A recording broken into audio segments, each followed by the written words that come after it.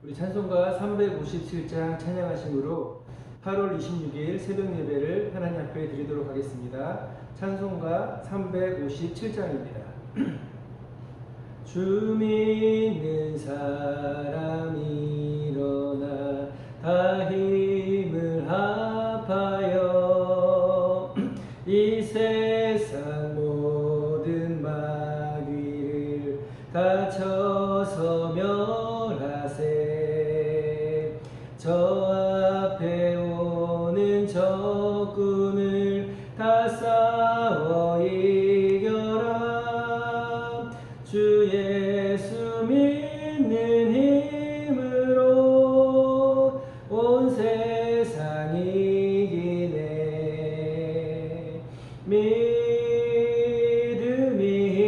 이기네. 믿음이 이기네. 주 예수를 믿음이 온 세상 이기네.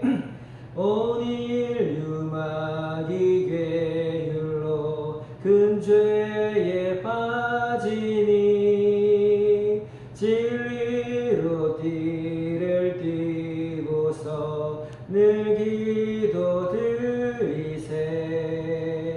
참 믿고 의지하면서 겁없이 나갈 때 주 예수 믿는 힘으로 온 세상 이기네.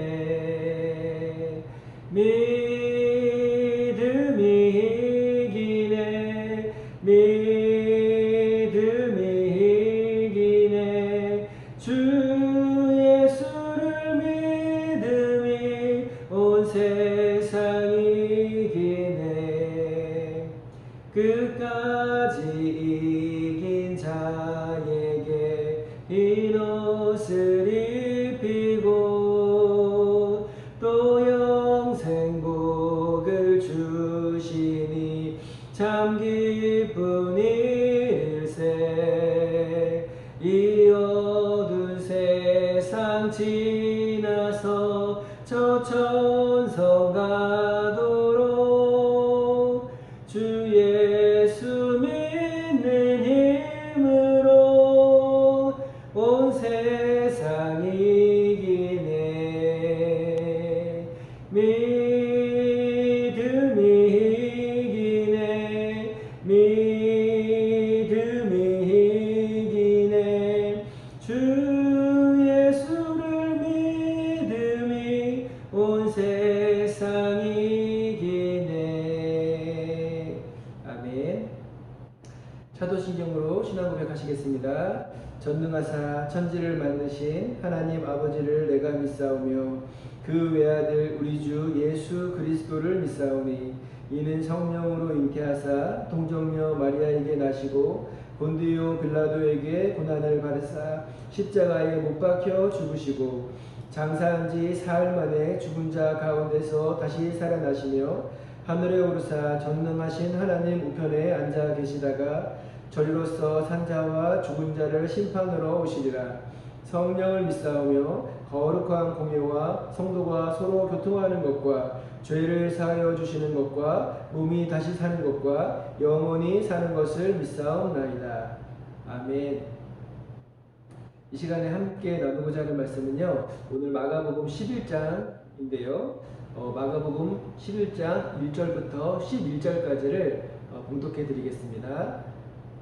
마가복음 11장 1절부터 11절까지 말씀입니다.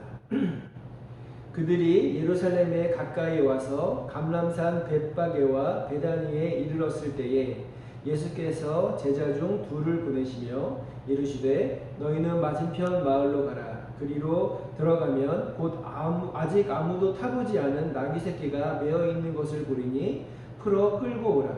만일 누가 너희에게 왜 이렇게 하느냐 묻거든 주가 쓰시겠다 하라. 그리하면 즉시 이로 보내리라 하시니 제자들이 가서 본즉 나귀 새끼가 문 앞에 거리에 메어 있는지라. 그것을 보니 거기 서 있는 사람 중 어떤 사람 이들이 이르되 나귀 새끼를 풀어 무엇 하려느냐 하매 제자들이 예수께서 이르신 대로 말한데 이에 허락하는지라.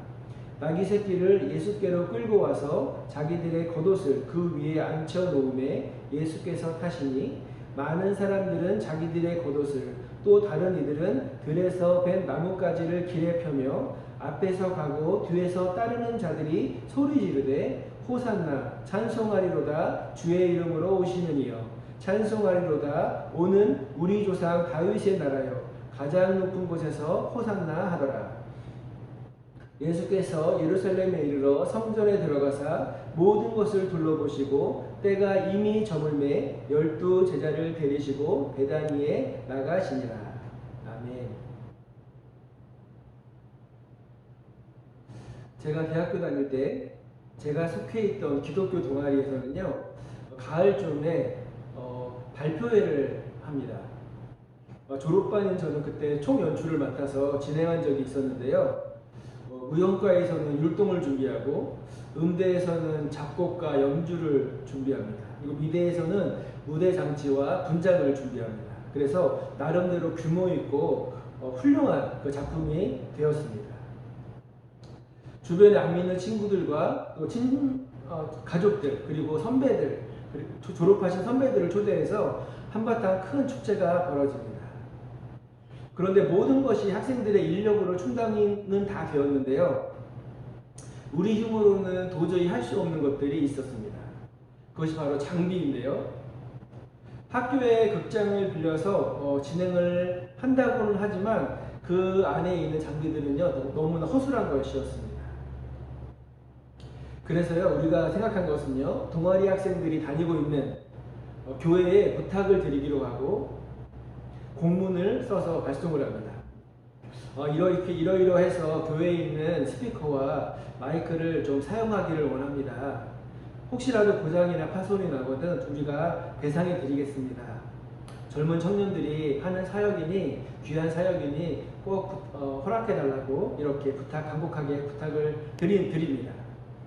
그리고 그 표지에는요 이렇게 크게 하나님의 말씀을 씁니다. 주께서 쓰시겠다. 그러면 왠지 교회 그 목사님들이나 성도님들이 하나님께서 쓰시는 일이니까 꼭 후원해야겠다라는 그런 마음이 드실 것 같아서 그렇게 기록한 것입니다. 마가복음 11장부터 15장까지는요 예수님의 예루살렘 입성으로 시작해서 죽으시기까지 마지막 일주일을 기록하고 있는 말씀입니다. 예수님께서는요 예루살렘 입성을 앞두시고 제자들을 보내서 어린 나귀를 끌고 오라는 명령에서 시작합니다. 누군가가 왜 남의 나귀를 끌고 가느냐라고 물으면 예수님께서 타실 겁니다 라고 이렇게 대답하라는 것입니다. 이는요 이미 예루살렘 근처에 있는 사람들조차도 그 예수님에 대한 소식을 듣고서 예수님께서 사용하신다면 선뜻 내줄 수 있는 용의가 있는 그런 어느 정도의 분위기가 조성되어 있다는 것을 우리는 이 말씀을 통해서 잘 알 수 있습니다. 제자들은요 데리고 온 어린 나귀의 등에 자신의 옷을 얹고요 나뭇가지로 바닥을 깝니다. 그리고 예수님께서는 그 나귀를 타고 예루살렘에 입성하셨습니다. 지금 생각하면요 매우 초라하고 또 우스꽝스러운 모습일 수도 있겠다는 생각이 듭니다. 커다란 백마도 아니고 발이 땅에 끌릴 정도의 어린 나귀를 타고 또 붉은 카펫을 쫙 멋진 카펫을 깔은 것이 아니라 나뭇잎들을 그냥 이렇게 바닥에 깔아서 예수님이 그 길을 걸어가셨다고 생각해 보십시오.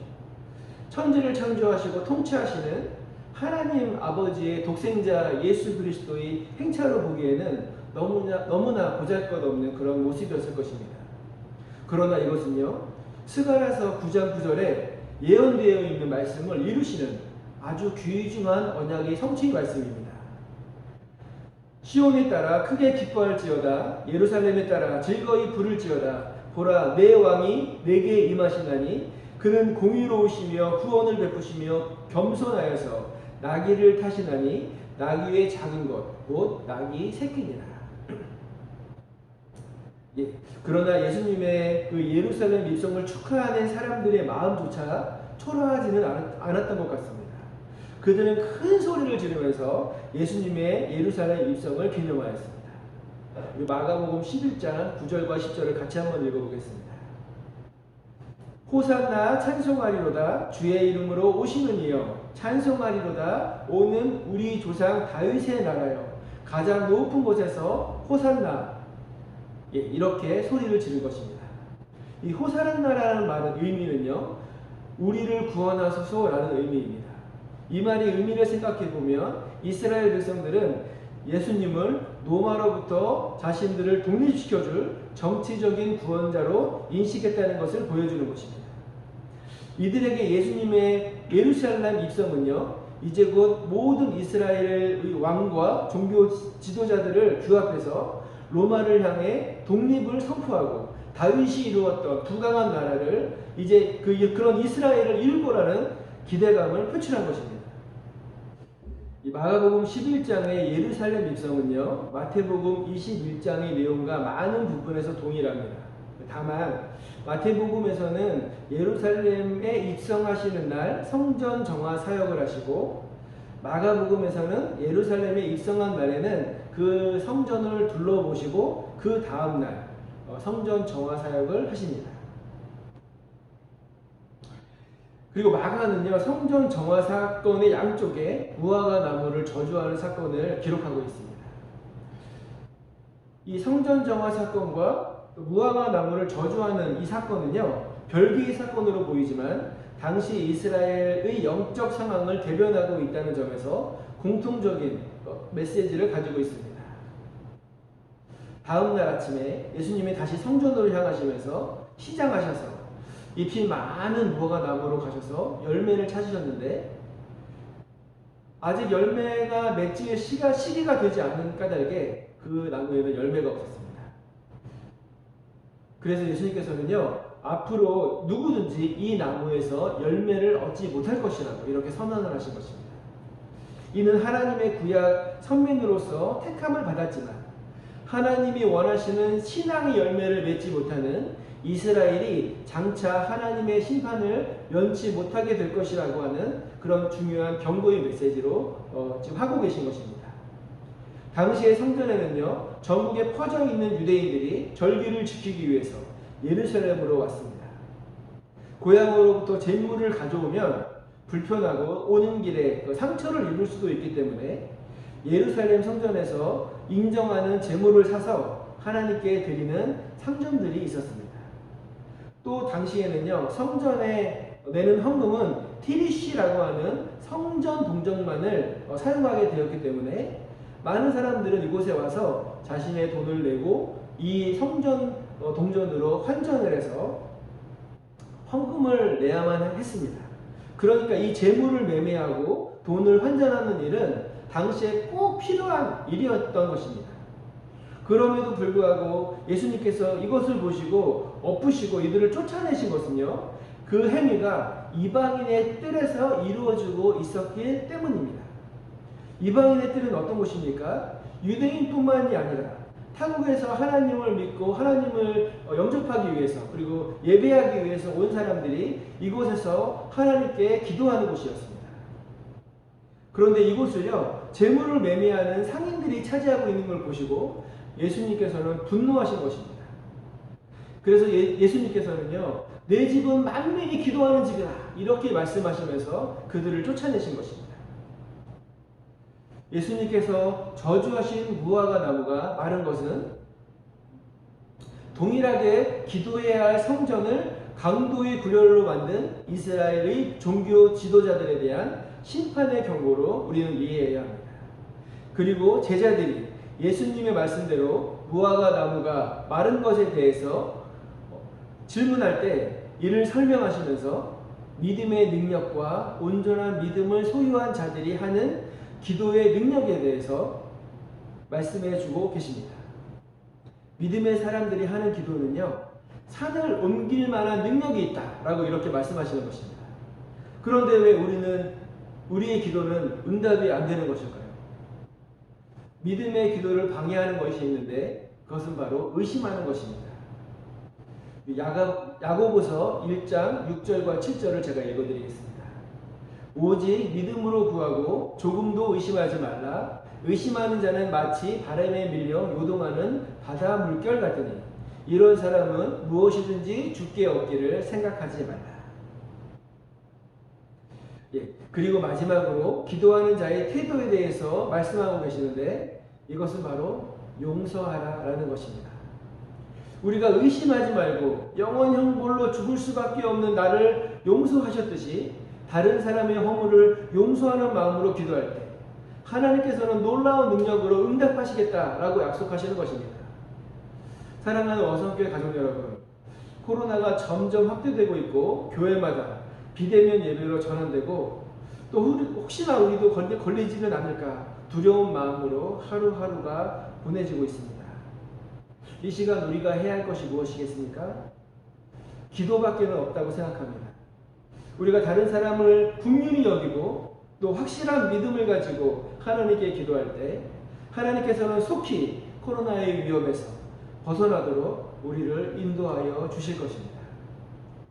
이러한 믿음을 가지고 오늘 하루 굳건하게 기도의 자리를 지키시는 저와 우리 귀한 성도님들이 되시기를 주님의 이름으로 축원드립니다. 기도하겠습니다. 사랑이 많으신 하나님 아버지, 은혜를 감사드립니다. 새벽을 깨우며 예배의 자리로 나와서 기도해야 함에도 비대면 예배만 허용되어서 이렇게 영상으로라도 예배 드릴 수 있도록 인도하시니 감사드립니다. 오늘 주신 말씀 마음에 잘 간직하고 살아가게 하시고 우리를 구원하기 위하여 십자가의 길을 묵묵히 걸어가신 예수 그리스도를 기억하는 하루가 되게 하여 주시옵소서. 그리고 우리가 확실한 믿음을 가지고 주님께 구하는 모든 것들을 주여 응답하여 주시옵소서. 주여 우리에게 믿음이 필요합니다. 믿음을 더하여 주셔서 이 어려운 시기를 믿음으로 극복하는 귀한 시간이 되게 하여 주시옵소서. 우리 왕성교회 모든 성도님들의 마음속에 있는 여러 가지 기도 제목들 주님 아실 줄 믿습니다. 응답하여 주시옵소서. 예수님의 이름으로 기도드립니다. 아멘. 우리 주기도문 함께 하시고 중보기도 제목 같이 나누도록 하겠습니다. 하늘에 계신 우리 아버지여, 이름이 거룩히 여김을 받으시오며 나라에 임하옵시며 뜻이 하늘에서 이루어진 것 같이 땅에서도 이루어지이다. 오늘날 우리에게 일용할 양식을 주옵시고 우리가 우리에게 죄 지은 자를 사하여 준 것 같이 우리의 죄를 사하여 주옵시고 우리를 시험에 들게 하지 마옵시고 다만 악에서 구하옵소서. 내게 나라와 권세와 영광이 아버지께 영원히 있사옵나이다. 아멘. 중보기도입니다. 담임 목사님의 사역과 육관의 강건함과 또 교회의 부흥과 또 표와 2023 비전을 위하여서 함께 기도했으면 좋겠습니다. 코로나가 하루속히 잡히게 하시고 치료제가 속히 개발되게 하소서 같이 기도했으면 좋겠습니다. 어려움 당하는 사업장과 직장과 가정이 속히 회복될 수 있게 해달라고 기도하겠습니다. 그리고 속히 모든 예배가 회복되어질 수 있게 해달라고 우리가 같이 한번 주님 앞에 간절한 마음으로 기도했으면 좋겠습니다. 우리 주변에 몸이 아픈 지체들이 있습니다. 이들 속히 치유하여 주시옵소서. 함께 중보하며 나아가겠습니다. 마지막으로 개인의 기도 제목을 놓고 우리 간절한 마음으로 기도하고 하루를 시작하도록 하겠습니다. 우리 이 시간에 주여 한번 외치고 기도하겠습니다. 주여!